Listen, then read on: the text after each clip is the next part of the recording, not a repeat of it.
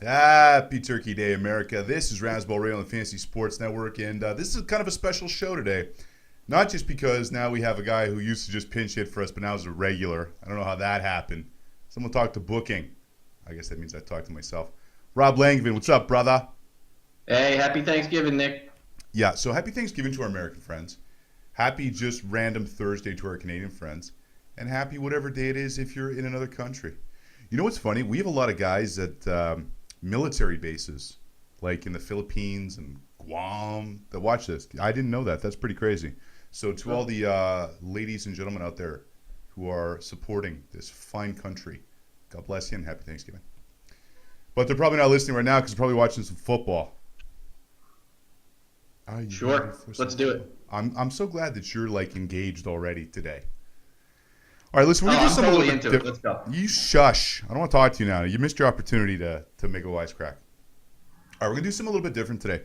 Usually on Thursdays we cover the Thursday night game, but guess what? They're playing right now, so that's not gonna happen. So I'm up for some new Thanksgiving Day traditions, like spending it with Rob virtually via Skype, or getting rid of cranberry sauce. That's right, I said it. You don't need cranberry sauce in America. Let's make a good quality gravy. So, keeping with new and different things, although I'm scared of change.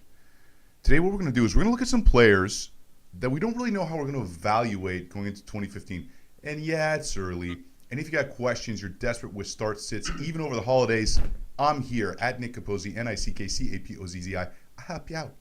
Rob, you can find him at Smokey_Loogie. Not that he's very helpful. I just kid. You know your stuff, Rob. All right, so that was about 2.5 minutes without Rob talking. That was awesome. So, Rob, let's start with a couple guys. I mean, the last couple of days we already talked about Justin Forsett. He's going to be a tough guy to evaluate, so we won't rehash that. If you missed it, you can find it at razzballradio.com or on iTunes at Razzball Podcast. So let's talk about the elephant in the room, or the Viking in the room, or the switch in the room. I'm not talking about an electrical switch. I'm talking about Adrian Peterson. This is interesting because it's not very often you get a guy who is a consensus top 3, at worst top 4 pick. I don't know that he's gone outside of the first round since he was a rookie, other than when he was coming back from his injury maybe. I mean, this guy is as solid at running back as you get, but he's getting older. And you can make the argument one way or another that maybe taking the time off is good for him because it'll rest him a bit, or you can say maybe he might lose a step. So, Rob, finally, at 3 minutes and 12 seconds into the show, talk to me. Well, the thing with Peterson is he going to be in Minnesota? That's the first question. It's looking like it's murky at best and probably won't be. You know, then he's going to go to a situation where he's going to go either be the main guy there or he's going to be in a timeshare with another back that's already existing there. You know, with his ability, it's tough to imagine him even being in a timeshare with another back, but I can totally see them actually wanting to have 2 fresh backs because of the year off. Like you said, it does help him that he doesn't take the wear and tear on him like for the whole season. But he's also going to be rusty, going to have a new system around to learn, and it's just iffy where he's going to end up. Why do you think he might not be with the Vikes next year? I just think it's a PR nightmare from a Vikings standpoint. I don't think he's going to. I think they want to just completely wipe the slate of him and just move on. But haven't they already kind of dealt with it? They've dealt with the backlash already. I mean, he's going to come back next year. Guys have done way worse and occasionally a lot of times come back to the real team. Yeah, what are the odds that he's not a Viking next year? I think it's less than 50%. It's got to be. He's got a huge cap number next year as well. It's well into the 18 millions. So, I mean, they could save themselves a ton of money by doing that, by cutting him. You know, the problem with him being in the news now is, yeah, he's not in uniform every Sunday, so it doesn't rehash it every week. But next year, when he's in uniform every week, they're going to associate with him, Adrian Peterson, with the Vikings again every Sunday when he's on the field for them. I think once the season starts, it'll have been long enough that they'll forget about it, but I hear you. All right, speaking of big, massive balloon contracts, guy I'm going to have trouble with next year's Larry Fitzgerald because I don't think he's coming back to the Cards. And I see a scenario where he goes to a team with a good quarterback that needs a wide receiver. I'm not going to say New England because, you know, people try to connect those dots before, but you never know, no matter who it is, when they go to New England, how it's going to work out. But let's say he went to, I don't know, it's a division rival, so it won't happen, or it's unlikely. But let's say he went to Seattle, and now he's got Russell Wilson throwing to him, or Carolina, and now he's opposite Kelvin Benjamin, assuming Cam's back, which they'll probably franchise him. He's going to be tough to assess because I think what could happen is there'd be a lot of hype created by his new scenario. Oh, finally he's going to be in a consistent passing game. But maybe it's just, the sun is setting on his great career. How do you look at Larry Fitzgerald for next year?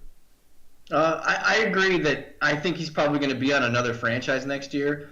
And like you said, he'll probably want to go to a situation that has a more established quarterback and one that'll probably give him a nice cap-friendly number that he squeezes in. The link to the Patriots makes just complete sense because Belichick is talking so fondly of him over the years, and they always have a knack to bring in a veteran wide receiver who's established himself across the NFL and just keeping him in that level and bring him to another level because the Pats just have a tendency to do that. It happened once with Randy Moss. Yeah, but look at if they've done it with Brandon Lloyd. Look at there's a Chad Johnson. There's Deion a laundry Branch. list of people who didn't. Deion Branch did well there. Oh, come on, Deion Branch. All right, let's keep moving down the list. I'm going to put both these guys in the same bracket here because we got Gio Bernard and Jeremy Hill of the Bengals. And this year, Gio Bernard was going in the second round, and Hill was going in probably the 12th, just in drafts that we tended to look at. So how do you see this next year? I mean, I could see a situation where maybe Hill even gets drafted ahead of Gio. Oh, he's probably totally going to get a drafted ahead of Gio right now. If the draft was today, I would take Hill over Bernard. But the only problem is when you handcuff somebody of Bernard's ability, if Hill goes in the late second round, Bernard's not going to last very much longer. And if you want to completely handcuff yourself, you're probably going to have to wait the fourth or fifth round pick on Bernard. So basically, you're committed to one running back spot in the first in the first 5 picks of your draft. Yeah, you're not going to do that though. You wouldn't. It doesn't really. It's not a tandem that's really about handcuffing. It's more about what percentage of the timeshare they're going to get. I mean, as far as I see it. Yeah, but they have different abilities, and they both have the ability to be that number one guy there. So whoever gets I believe it probably will be a timeshare there. That's the only thing because Bernard is a better pass catcher out of the backfield, and he's just explosive. When you don't keep him on the field, you lose that explosion from the offense. And I'm not taking anything away from Jeremy Hill. He's an electric runner. And he fits that first and second down mold that a running back should. Well, he's more of a cement truck, I think. All right, we'll go to break. We'll come back with Ingram, Gronk, Spiller right after this. Razzball Radio, Fantasy Sports Network. Welcome back, Razzball Radio, Fantasy Sports Network. Nick Capozzi, Smokey, a.k.a. Rob Langevin. We'll drop the AKAs because we've got a lot of names to get to. We're talking about guys we're not really sure how we're going to evaluate next year. Next on the list, Mark Ingram. Guy I liked coming into this year. I was buying the buzz out of New Orleans, and he was healthy. And when he's played, he's looked pretty darn good. Where does he go next year? He's probably looking right now, depending on how the Saints running back situation turns out. Pierre Thomas might not be there.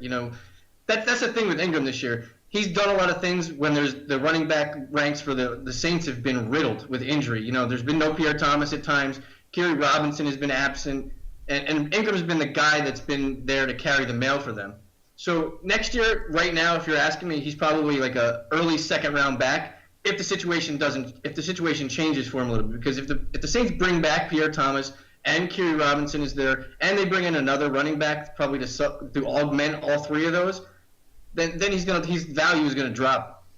You know how many people just choked on their turkey and stuffing when you said Mark Ingram might be a late second rounder? Yeah. Crazy. It's crazy to think about, but for fantasy purposes, running backs are just so precious. All right, Gronk. I mean, to me, first round pick next year. I'm not going to disagree with you. He's probably going to be with the Jimmy Graham of this year's draft. Yep. Or Jimmy Graham. Yep. You can see scenario, and I wouldn't advise doing this, but if you have the 12th pick and the first pick in the second round, you could do a Graham kind of Gronk thing. Oh, absolutely. That's not crazy. No, it might mess up your other positions. But could happen, at least statistically. Okay, here's a guy that makes me nauseous because I have believed in him. He has burned me. He has hurt me. He is C.J. Spiller. He's on my do not draft list. I'll draft anybody given the right value. But depending on where he winds up, he's not back at Buffalo next year. I mean, dollars to donut. No. So he's another guy. I mean, that could get kind of that Fitzgerald thing of, well, he's in this system with this coach. Well, what did he do in Buffalo? But Marshawn Lynch didn't do very much in Buffalo. He goes to Seattle as a star. How do you see Spiller next year, brother? Yeah, he's definitely going to not be returning to Buffalo. He's probably going to be on a team. I was looking through the free agent list of teams that need running backs next year just to refresh my mind of who needs running backs. Wouldn't it make a lot of sense for him to go into a situation where he can just be that supplemental guy to a team that already has a running back and come in and be that third down back with a little bit more? Doesn't that sound a lot like Ahmad Bradshaw? I hear you. Wouldn't it be funny if Spiller went to Seattle and Lynch went back to Buffalo? That would be pretty funny. All right. So where would you be comfortable, assuming he's in a better position, at least team-wise, than he is this year? Let's just say, for argument's sake, he went to okay, here's a scenario. He goes to Atlanta, and he's kind of in a timeshare with Devontae Freeman because they let Steven Jackson go. I'm just throwing out a scenario. Where would he go if he's a Falcon in that scenario? If he's the lightning for me, to someone's if I was thunder, drafting baby. him, I'd probably want two. What happened? I said if he's the You're lightning to freezing someone's bad. thunder. Sorry. You with me, Rob? Yeah, I Drinking just too much see him Gatorade. going to. You're freezing awfully, dude. Come on, talk. Rob, you still there? Yeah. So if he goes to the Falcons, you're freezing badly, dude. I'm sorry. There's nothing I can do. Keep talking. Okay, so if he goes to the Falcons, you're going to want to draft him after you already have two established running backs.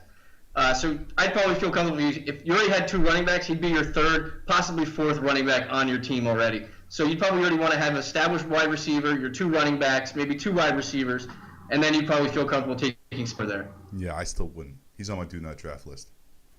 Ixnay on the Illers Bay. Okay, Marshawn Lynch, we mentioned him. He's interesting because I think it's going to, someone will give him an opportunity next year. Probably the Raiders, because that's just how the Raiders do. But this guy, you don't want to touch him with a 10-foot pole. So you don't want him on your team. He's aging. He's got such an attitude. I mean, he's also one of those guys, and that's where he's going to wind up. He's going to wind up with an Oakland or, unless Belichick does something nutty and bring Lynch in. But, I mean, where do you see him going next year? Again, depending on situation. But what's kind of the ceiling and floor? I see Lynch probably staying with Seattle for one more year, to be honest. Not going to happen. I would put any amount of turkey legs on the table right now with you and wager turkey legs that Lynch is not – there's no chance he's back in Seattle. Zero. Really? I think he's just an emotional guy, and they like him in the locker room. I just think he's going to be back. I just don't think they're going to find anything better, and they can't turn it over to Turbin or Christian Michael. They're just not what they expected them to be or they were hyped up to be. Yeah, I don't know if I'm buying that. All right, Drew Brees. How does he get evaluated next year? Because there's weapons there, right? You got a solid running game. Even if it makes fantasy owners nuts, it's a solid running game. You got Graham. You got Stills who's emerging. You got Cooks. You got Colston, who even though he's on his last legs, could have, at least value to, Mr. Brees. But how do you evaluate Drew Brees next year? Yeah, Brees is tough to evaluate. Over the last 8 years, I looked at his fantasy finish every year. He's finished first, second, sixth, second, first, second, and fifth this year. So, I mean, he's never been below the 50th ranked player in any format for the last 8 years. He hasn't been under 50. Under 50. I mean, for a guy, the only problem with him this year that I think he's getting overlooked a lot, and he's probably going to be a draft day steal next year if he bounces back, is he's completing more but throwing for less yards. Which for Brees, he's a volume thrower, right, which is great for his attempts, but is bad for his yardage. And his touchdowns are slightly down; they're down like 15%. So, he had 39 last year. He's probably going to finish in the mid-30s this year. So what you're saying is it's not as bad as it looks. It's not as bad as it looks, and I think once the big three get off the board, because Andrew Luck's going to be off the board, Rodgers is definitely going to be off the board, Peyton Manning is definitely going to be off the board. Then you go into that big lull where nobody really wants to take another quarterback until they have to. Well, so Rob, he'll probably go in the fourth round. Yeah, fourth round. Guess what? You're off the board. I got to get you out of here, man, because Joe Lisi's coming up from Gopher2.com. It's rivalry week in college football, brother. We got to get to that. So listen, take 2 turkey legs, a shot of gravy, call me in the morning. Rob Langevin, a.k.a. Smokey. Follow him, Smokey underscore Loogie. That's right. It's Thanksgiving. I'm drunk on turkey. All right, we'll be right back. Joe Lisi, go for the 2 right after this. Welcome back. Razzball Radio Fantasy Sports Network. Now joined by Joe Lisi. I should call you Joseph. It's your proper name. Joseph Lisi. Go for the 2.com. You can follow him on Twitter at Go for the 2. Number 2. Joe, happy Turkey Day, brother. Happy Thanksgiving to you too, Nick. Turkey and football doesn't get better than this. No, it does not. No, let me think. Well, there was this time when I worked on a cruise ship that was pretty awesome. But yeah, for a regular Thursday, turkey, football, that's pretty awesome. All right, listen, man, it looks to me like it's rivalry week in college football. I'm all right. You are. It doesn't get better than this. Rivalry week, you throw out the records, anything can happen on any given Saturday and Thursday. All right, so Auburn versus Alabama, big game, the Iron Bowl. Why is it called the Iron Bowl? They go mining in the fields? Like, is there a lot of iron being dug out of the ground in Alabama? Yeah, it's an interstate rivalry. It goes as deep as you can possibly think, and these schools really do not like each other. Should be a very interesting matchup on Saturday night. All right, so tell me, who you like, bud? I like the underdog. I like Auburn in this matchup. You're the underdog picker, man. Well, let's start with their defense. Defensive end Devontae Lambert will be out. He has a knee surgery. He's out for the rest of the year. That'll hurt the defense. But it's the offense led by Nick Marshall. You saw what Joshua Dobbs did a few weeks ago against that Alabama defense, gave them some headaches. I like Nick Marshall, his ability to catch the edge of that defense. And you look at his big play wide receiver, Duke Williams. He comes back for this matchup. He's a key in terms of stretching that defense vertically. I think Auburn gets the upset in Tuscaloosa this weekend. All right, and Joe knows how to pick those upsets, people. He really does. Go back and watch the tape. Okay, Fighting Irish, USC. This is a classic. Doesn't have as much, let's say, build-up and excitement this year, just because, the wheels have fallen off the bus for Notre Dame. But tell me, break it down for me, bro. Well, Notre Dame's lost the last 3, Nick, and they created 10 turnovers in those games. Not a good matchup for Notre Dame. When you look at the speed of Louisville last week, gave Notre Dame some issues. Look for Nelson Aguilar, USC's big play wide receiver, to stretch that defense. USC's +9 in turnover margin. It's a cross-country trip. I don't like it for Notre Dame. I think USC and Cody Kessler have too much speed. They're +9 in turnover margin and have been playing very well at home. I think USC gets a solid victory on Saturday. All right, Battle of Mississippi State versus Ole Miss, the Egg Bowl. Why is it called the Egg Bowl?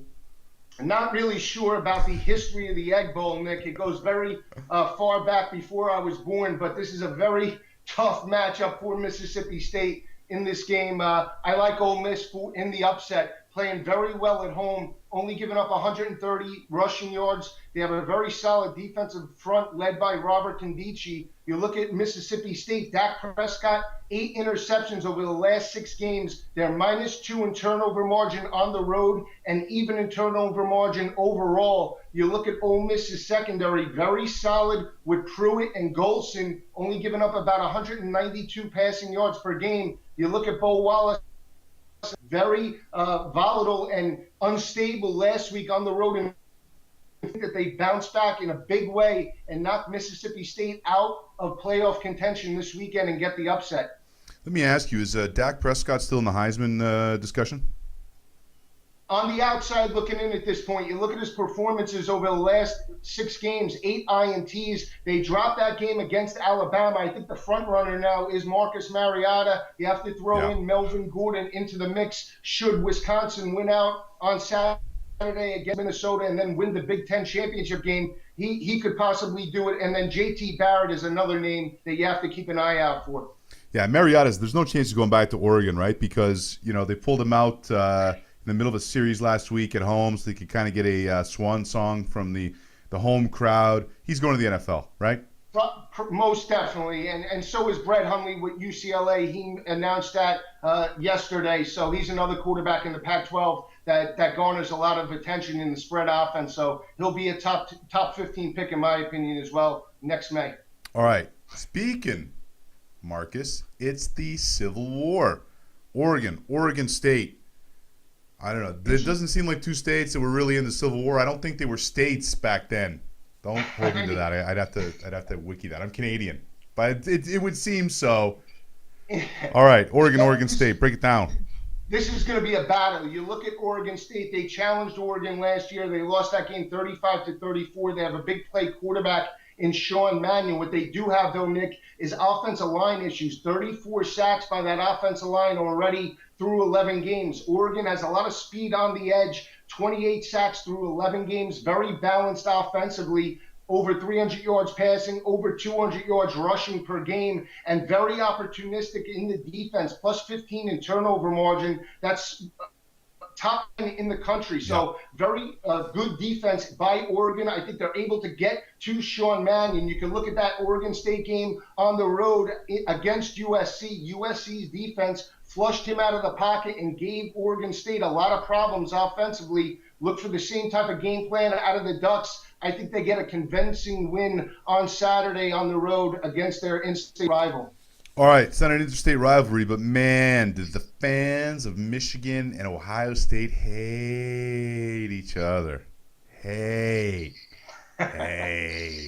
All right, so who is it, man? Wolverines or Buckeyes? Who you liking?